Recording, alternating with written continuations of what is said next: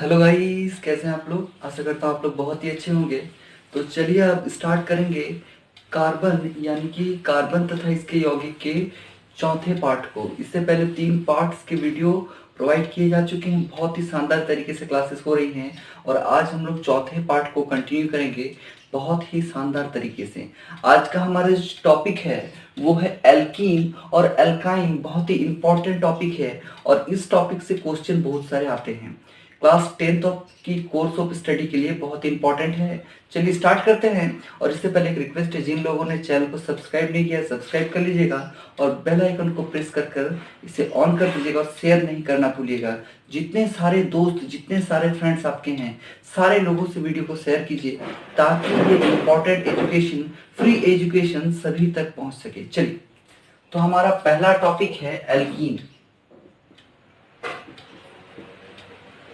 आज हमारा पहला टॉपिक है एल्कीन और बहुत ही इंपॉर्टेंट टॉपिक है। इस टॉपिक से बहुत सारे क्वेश्चंस आते हैं। तो इसका अगर कोई पूछेगा आपसे कि सामान्य सूत्र या फिर जनरल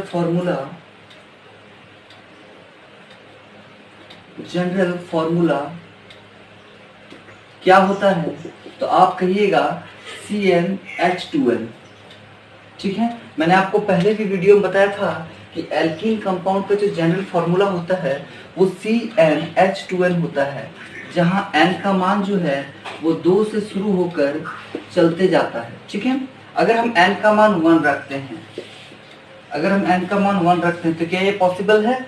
नहीं है, क्योंकि N का मान 2 से शुरू होता है। तो N का मान स्टार्टिंग में कहा क्या रखेंगे? 2 रखेंगे। तो कंपाउंड क्या बनेगा? देखिए इस फॉर्मूला CnH2n में पुट कीजिए तो ध्यान रखिए C2H 2N 2 into 2। ठीक है, तो क्या हो जाएगा? C2H4। क्लियर है। अगर हम CnH2n में N का मान 2 रखते हैं तो कंपाउंड बनता है C2H4। बहुत ही इजी तरीके से आपको समझ में आ गया होगा। अब ये C2H4 में कार्बन और हाइड्रोजन परस्पर किस तरह से इलेक्ट्रॉन का शेयर करते हैं, इस चीज को जानना बहुत जरूरी है। ध्यान दीजिएगा, यहाँ कार्बन की संख्या 2 है, C2 है, इसीलिए 2 कार्बन लिखेंगे और प्रत्येक कार्बन के 4 संयोजी इलेक्ट्रॉन होते हैं लास्ट ऑर्बिट में, जो मैंने बताया था पिछले वीडियो में। अगर आपने देखा है तो आपको समझ में आ गया होगा। तो 1 2 3 4 इस कार्बन के, 1 2 3 और 4 इस कार्बन के, और 4 हाइड्रोजन हैं वो इस सिरे से सजाएंगे 1 2 3 और ये 4, और प्रत्येक हाइड्रोजन के पास अपना एक एक इलेक्ट्रॉन है। प्रत्येक हाइड्रोजन के पास अपना एक एक इलेक्ट्रॉन होता है। तो देखिए, हाइड्रोजन को अपना अष्टक पूरा करने के लिए अपने बाह्यतम कक्ष में 2 इलेक्ट्रॉन की आवश्यकता होती है। तो ये क्या करेगा? इससे एक इलेक्ट्रॉन ले लेगा, ये 2 बनाएगा, ये भी 2 बनाएगा और ये भी 2 बनाएगा। इस तरह से हाइड्रोजन अपना अष्टक पूरा कर लेगा और कार्बन को 8 इलेक्ट्रॉन चाहिए तो 2 4 6 और इस कार्बन वाले से 2 ले लेगा तो 8 इसका भी हो जाएगा। और इसी तरह से इस कार्बन का भी 2 4 6 और यहाँ से 2 8 हो जाएगा। इस तरह से हम लोग इसका इलेक्ट्रॉन बिंदु संरचना बना सकते हैं। किसका? C2H2H4, यानी कि इसका नाम क्या हो जाएगा? देखिए इसका नाम हो जाएगा, 2 कार्बन है इसलिए ईथ, और चूंकि एल्कीन कंपाउंड है तो लास्ट में क्या लगा देंगे हम लोग? ENE, तो क्या हो जाएगा? इथीन। ठीक है, इसका नाम हो गया इथीन। और अगर इसका बॉन्ड स्ट्रक्चर बनाना चाहे तो ऐसे 2 इलेक्ट्रॉन से एक बॉन्ड बनता है, आपको पता है। यहाँ 4 इलेक्ट्रॉन है, 2 बॉन्ड बनाइएगा, ये दोनों बॉन्ड हट जाएंगे। 4 इलेक्ट्रॉन से 2 बॉन्ड बनता है, मैंने पहले ही बताया है। जो लोग पहले की वीडियो को देखे हैं उसे आसानी से सारी चीजें समझ में आ रही होंगी। चलिए, इसको इस तरीके से भी लिख सकते हैं आप, CH2 double bond CH2। Compound का नाम है इथीन। अगर कोई आपसे पूछे इलेक्ट्रॉन बिंदु संरचना क्या है तो इसको दिखाइएगा। अगर कोई आपसे पूछ ले कि इसका चेन स्ट्रक्चर क्या होता है तो इसको दिखा दीजिएगा, और कोई पूछ ले कि संरचना सूत्र तो इसको दिखा दीजिएगा। अगर समझ में आ गया है तो वीडियो को लाइक कीजिएगा। और चलिए आगे चलते हैं, N का मान 3 रखकर बनाने की कोशिश करते हैं। चलिए इसे नोट कर लीजिए, पहले N का मान 3 रखकर बनाएंगे, इसे पहले नोट कर लीजिए।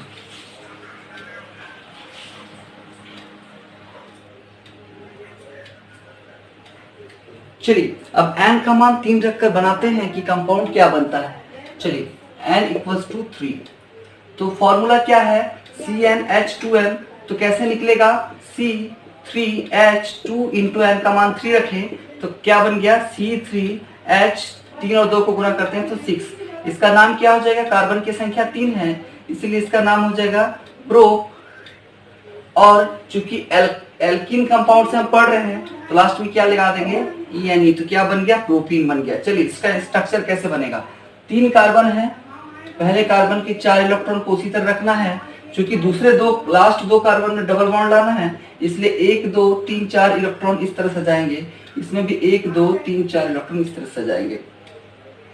शेष में हाइड्रोजन हो जाएगा, बिल्कुल शेष जो रहेगा उसमें हाइड्रोजन हो जाएगा। और आप देख सकते हैं कि C3 है यानी 3 कार्बन है और 6 हाइड्रोजन है, प्रत्येक के पास 1 इलेक्ट्रॉन हाइड्रोजन के, प्रत्येक हाइड्रोजन के पास अपने 1 इलेक्ट्रॉन, हाइड्रोजन अपना स्टक पूरा करेगा इस तरह से, प्रत्येक हाइड्रोजन अपना स्टक इस तरह से पूरा करेगा।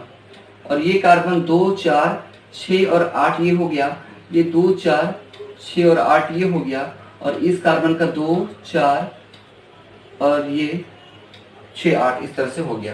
तो इसका ये इलेक्ट्रॉन बिंदु संरचना है यानी EDS, इलेक्ट्रॉन डॉट स्ट्रक्चर है। और यहाँ पर देखिए, यहाँ पर आप ध्यान दीजिएगा बोर्ड पर, इसका हम लोग चेन संरचना सूत्र कैसे बनाएंगे। देखिए C पे 3H है और प्रत्येक के बीच 2 2 इलेक्ट्रॉन है इसलिए सिंगल बॉन्ड हो गया।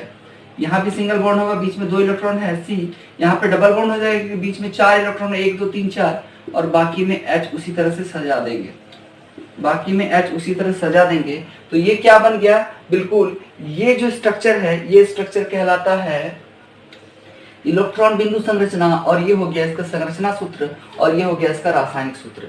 आपको क्लियरली समझ में आ गया है, समझ में आ गया है। तो अब हम लोग क्या बनाएंगे, n का मान 4 रखकर, तो यहाँ पे एक कार्बन की संख्या बढ़ा दीजिएगा, बाकी सब में उस तरह चलता जाएगा। ध्यान में बस इतना ही रखना है कि पहले कार्बन में और दूसरे कार्बन के बीच डबल बॉन्ड आएगा अगर कंपाउंड इथीन कंपाउंड है तो। क्लियरली समझ में आ गया है। चलिए आगे चलेंगे, अब हम लोग एल्काइन कंपाउंड को थोड़ा ध्यान देंगे। बहुत ही इजी तरीके से हमने एल्कीन कंपाउंड को कंप्लीट कर लिया है। अगर फिर भी आपके कोई क्वेरीज या डाउट रहते हैं, आप कमेंट सेक्शन में कमेंट कीजिएगा कि सर ये टॉपिक मुझे अच्छी तरह से समझ में नहीं आया है, मैं आपको फिर से दूसरे वीडियो में समझाने की कोशिश करूंगा। चलिए आगे चलते हैं, चलिए आगे चलते हैं, इसे नोट कर लीजिएगा।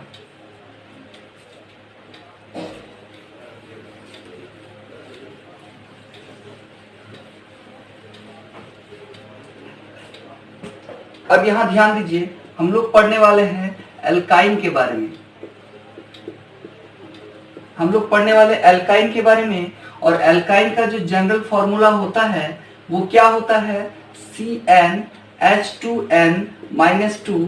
इसमें जो सफिक्स लगाते हैं लास्ट में वो YNE होता है, मैंने पहले ही आपको बताया था, वो YNE होता है। क्लियर। और यहाँ n का मान जो है वो शुरू होता है 2 से लेकर चलता जाता है 2 3 4 और चलता ही जाएगा n का मान। चलिए n का मान अगर हम 2 रखते हैं तो कंपाउंड क्या बनता है, ध्यान दीजिएगा। इस फॉर्मूले में बैठाएंगे CnH2n-2 में, तो क्या हो जाएगा C2H2 यानी C2H4-2, और कंपाउंड क्या बन जाएगा C2H2।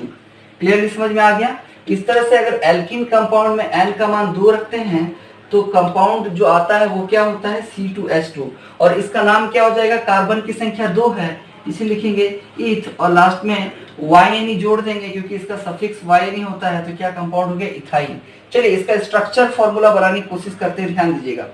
2 कार्बन है, C2H2 है इसलिए 2 कार्बन हमने लिखा, और H भी 2 है इसलिए 2H लिखा। अब देखिए इस कार्बन का 1 इलेक्ट्रॉन, 2 3 4 इलेक्ट्रॉन एक तरफ, 3 इलेक्ट्रॉन एक साइड सजाएंगे, क्योंकि कार्बन के लास्ट ऑर्बिट में 4 इलेक्ट्रॉन होते हैं, तो 3 इलेक्ट्रॉन को मैंने एक साइड सजाया है और 1 इलेक्ट्रॉन को हाइड्रोजन के साइड। इसमें भी सेम केस, 3 इलेक्ट्रॉन को एक साइड और 1 इलेक्ट्रॉन को हाइड्रोजन के साइड, और प्रत्येक हाइड्रोजन का अपना 1 इलेक्ट्रॉन है। देखिए ये अपना अष्टक पूरा करता है, ये हाइड्रोजन अपना अष्टक पूरा करता है, और यहाँ 3 4 और इससे यहाँ 2 3 6 और इस तरह से अपना 8 बनाता है, 3 3 6 और 2 8, ये इलेक्ट्रॉन अपना अष्टक पूरा कर लेता है। उस तरह ये भी अपना 3 3 6 और 2 8 अष्टक पूरा कर लेगा। अगर इसका हम बनाना चाहें संरचना सूत्र तो कैसे बनाएंगे, सी और सी के बीच 6 इलेक्ट्रॉन से 3 बॉन्ड बनता है, मैं आपको पहले ही बता चुका हूं। 2 इलेक्ट्रॉन से 1 बॉन्ड H हो गया और 2 इलेक्ट्रॉन से 1 बॉन्ड H हो गया। ये संरचना सूत्र हो गया, ये इलेक्ट्रॉन बिंदु संरचना हो गया, ये रासायनिक सूत्र हो गया। आपको आसानी से क्लियरली समझ में आ गया होगा। बहुत ही आसान है, थोड़ा सा प्रैक्टिस की जरूरत है, थोड़ा सा कोशिश की जरूरत है। चलिए इसे नोट कर लीजिए। अब हम लोग n का जो मान है वो n का मान अब 3 रखकर कंपाउंड को बनाने की कोशिश करेंगे। चलिए इसे नोट कर लीजिए जल्दी से।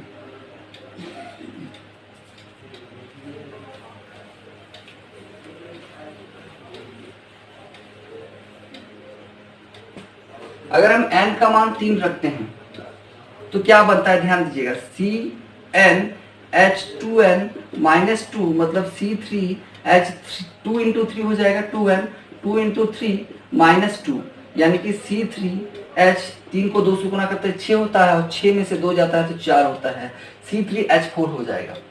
अब इसका इलेक्ट्रॉन बिंदु संरचना कैसे बनाते हैं ध्यान दीजिएगा। 3 कार्बन है, C3H4 है, 3 कार्बन है, प्रत्येक कार्बन के पास अपना 4 इलेक्ट्रॉन है।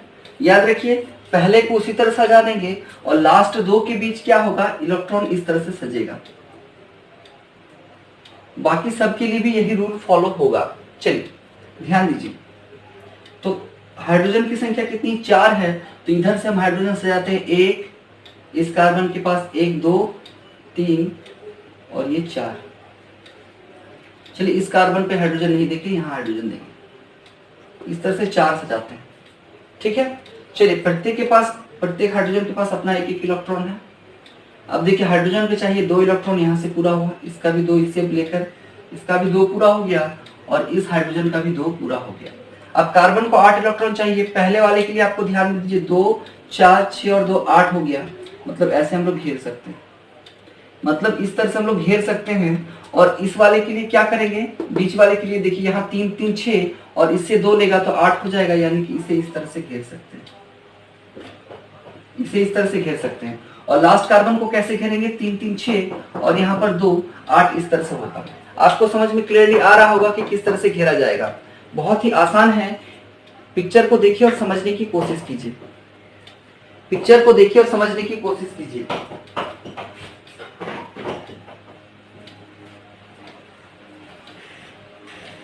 चलिए अब हम लोग इसका संरचना सूत्र कैसे बनता है वो बनाने की कोशिश करते हैं। कार्बन की संख्या 3 है, कार्बन की संख्या यहाँ पर 3 आपको नजर आ रही होगी। और देखिए यहाँ पर हाइड्रोजन इस प्रकार से सजे हुए हैं, यहाँ पे 1 है, यहाँ पे 1 है, यहाँ पर है और लास्टली यहाँ पर है। अब देखिए इसके बीच 2 इलेक्ट्रॉन है, 1 बॉन्ड, इसके बीच 2 इलेक्ट्रॉन है, 1 बॉन्ड, यहाँ पर भी 1 बॉन्ड हो जाएगा, यहाँ पर भी 1 और यहाँ पर भी 1, और यहाँ 6 इलेक्ट्रॉन है इस कार्बन 2 कार्बन के बीच में और 6 इलेक्ट्रॉन से 3 बॉन्ड बनता है। क्लियरली आपको समझ में आ रहा है। तो इस कंपाउंड का नाम क्या हो जाएगा, 3 कंपाउंड है, कार्बन की संख्या 3 है, इसीलिए प्रोप लिखेंगे और लास्ट में क्या जोड़ देंगे, YNE, तो क्या बन जाएगा, प्रोपाइन। क्या बन जाएगा, प्रोपाइन। तो आज हमने क्या देखा, आज हमने देखा कि एल्केन तथा एल्कीन कंपाउंड के किस तरह से यौगिक बनते हैं, कार्बन में हाइड्रोजन के साथ कैसे एल्कीन और एल्काइन में कार्बन कैसे यौगिक बनाता है।